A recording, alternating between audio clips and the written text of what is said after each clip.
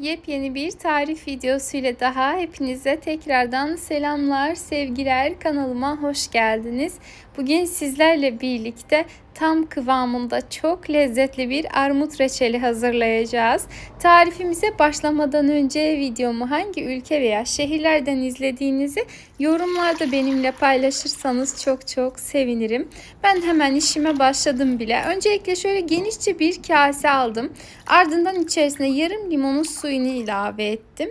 Ve bu şekilde hemen bir kenara alıyorum. Hatta gördüğünüz gibi limonun yarısını da direkt içerisine attım. Armutlarımızı soydukça içerisine atabilirsiniz ki bekleme aşamasında kararmasınlar. Böyle toplamda 1 kilo 200 gram kadar armut almıştım. Önce güzelce yıkadım. Ardından bir patates soyacağı yardımıyla kabuklarını çok ince bir şekilde soyarak işime devam ediyorum. Şöyle uç kısımlarında siyah yerleri var. Mutlaka orayı da kesip çıkarmayı unutmayınız.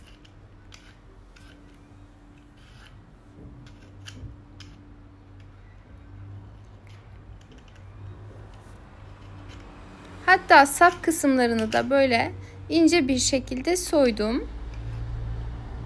Patates soyacağınız yoksa, yani benimki gibi böyle bir soyacak yoksa bıçakla yapabilirsiniz ama bıçakla saplara çok dokunmanızı tavsiye etmem. Yoksa çok hızlı bir şekilde kırılabilir, düşebilir. Sadece üzerini böyle rende gibi yapıp o şekilde hafiften rengini değiştirebilirsiniz. Ancak soyacağınız varsa işiniz daha da kolay olacaktır. Hem soyacaklı hızlı oluyor açıkçası, hem de daha ince şekilde soyulacaktır.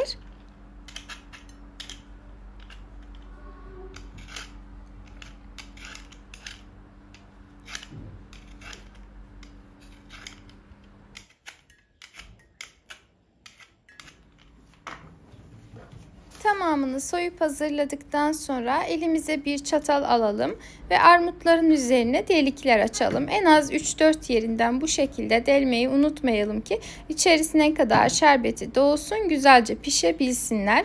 Bu çok önemli. Bu arada ben çok az armut kullanarak bu reçeli hazırladım. Yani kabuklarını soyduktan sonra tam 1 kilogram 50 gram falan geldi. Yani çok fazla değildi. Ama eğer armutları bekletecekseniz delmeden önce de mutlaka suyun içerisine atın. Ardından delip o şekilde tekrar suda bekletin.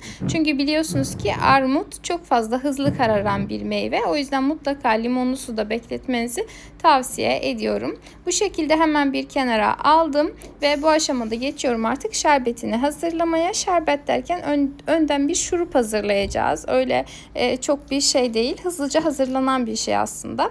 800 gram kadar toz şekeri uygun bir tencereye aldım. Üzerine 1 su bardağı su ekledim. 2 yemek kaşığı limon suyu ilavesi yaptıktan sonra önce şöyle bir karıştırıyorum.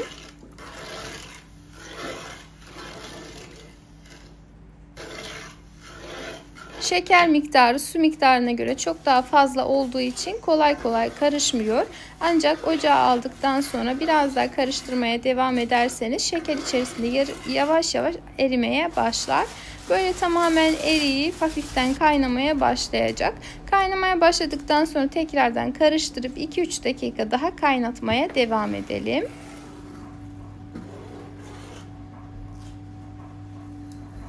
Videoda gördüğünüz kıvama geldiğinde, yani şeker içerisinde tamamen eridikten sonra hazırladığımız armutları içerisine alalım.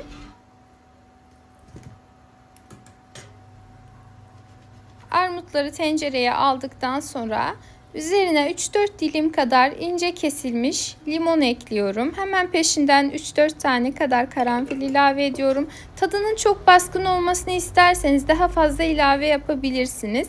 Ancak böyle hafif aroma versin derseniz sadece 3-4 tanesi yeterli gelecektir. Aynı zamanda rengini de güzelleştirecektir. O yüzden mutlaka eklemenizi tavsiye ederim. Bu arada karanfil her reçele yakışmaz ama bu reçele çok güzel yakışıyor.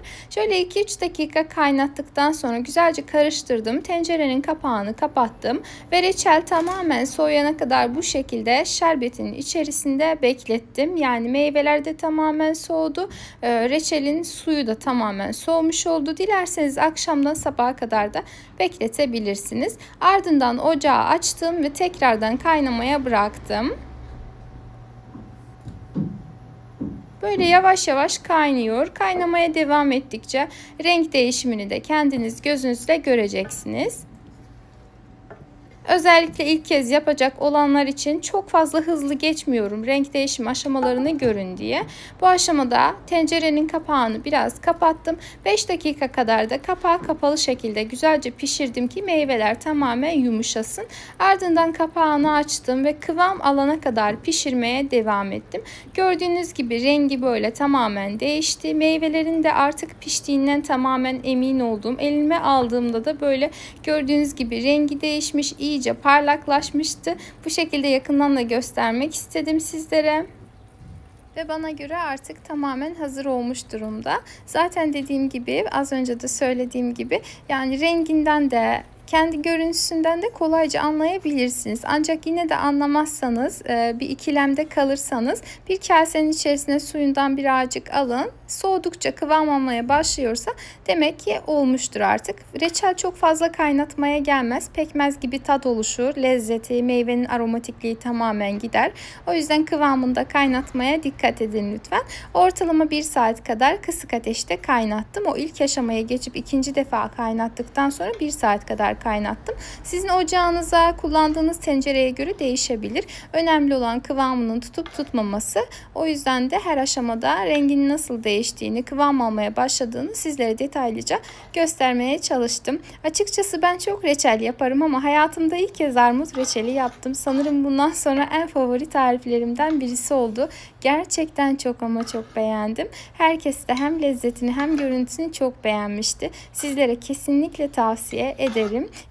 Eğer tarifimi denerseniz, her zaman söylediğim gibi, deneyecek olan herkese fikir olmak amaçlı deneyimlerinizi yorumlarda bizlerle paylaşmayı unutmayınız. Bu arada kavanoza doldurmadan önce kavanozlarınızı tamamen steril hale getirmeyi, yani kaynar suyla yıkayıp bir damla su kalmayıncaya kadar kurulamayı kesinlikle unutmayınız. Özellikle kıvamı anlaşılsın diye birazcık soğuttuktan sonra doldurmak zorunda kaldım. Çünkü her reçel tarifinde çok fazla sulu olduğunu söyleyenler oluyor. O yüzden bekledim. Ancak sizler sıcak kaynar haliyle, yani o ilk sıcaklığıyla kavanozlara doldurup daha önce hiç kullanılmamış ve sterilize edilmiş, yani kaynar suyla güzelce yıkanmış kapakla sıkıca kapatıp bu şekilde serin, güneş görmeyen kuru bir ortamda dilediğiniz kadar bekletebilirsiniz. 2-3 seneye kadar tazeliğini koruyacaktır. Yani kiler dolabınızda bekletebilirsiniz. Buzdolabına koymanıza gerek yok. Zaten vakumlanmış olacaktır. Eminim denedikten sonra dediğim gibi çok ama çok beğeneceksiniz. Bu benim en favori tariflerimden birisi oldu. Şu anda sadece denemek amaçlı bir kavanoz hazırladım ama zamanı geçmeden özellikle bu armutla birkaç kez daha hazırlamayı düşünüyorum. Hemen yanına bir çay demledim, bu şekilde sunum aşamasına da geçtim. Yakından da böyle kıvamını gösteriyorum. Lokum gibi müthiş güzel bir reçete oldu. Eğer tarifimi beğendiyseniz beğeni bırakmayı, yorum yazmayı, kaydetmeyi, sevdiklerinizle de paylaşmayı unutmayınız lütfen. Bu arada kanalıma abone olmak tamamen ücretsizdir. Ücretsiz bir şekilde abone olarak bildirim zilini tüm olacak şekilde etkinleştirdiğiniz takdirde yepyeni tariflerimden anında haberdar olabilirsiniz. Tekrardan sizlerle görüşmek ümidiyle. Kendinize çok çok iyi bakın. Allah'a emanet olun.